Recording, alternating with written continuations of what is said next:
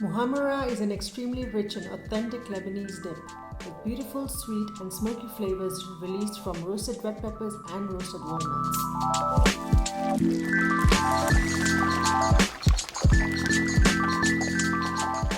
Hi everyone, this is Darshi and welcome to my Sugarush kitchen.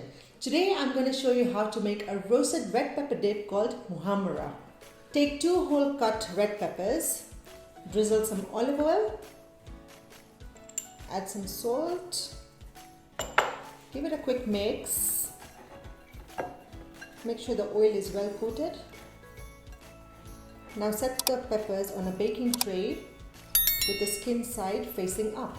We'll roast this for 20 minutes till the skin is charred and the flesh is softened. The red peppers are now roasted. Transfer the peppers to a bowl. Cover tightly with plastic wrap. We'll leave these for 10 minutes in the bowl. This extends the cooking and also makes it easier to remove the skin. Now peel the skin from the red peppers. And now roughly chop them. Start by adding the red peppers to the food processor. Add 1 cup roasted walnuts, 3 cloves of garlic, squeeze 1 whole lemon, add a 1/4 cup breadcrumbs, add 3 tablespoons pomegranate molasses. This will add the perfect blend of tang and sweetness. Add 1 teaspoon paprika powder.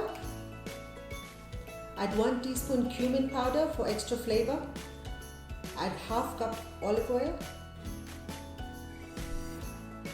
Add salt as per your taste. Add some pepper as per your taste. Let's now plate this.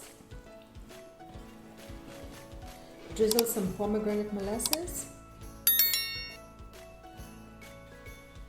Sprinkle some paprika. Top with roasted walnuts.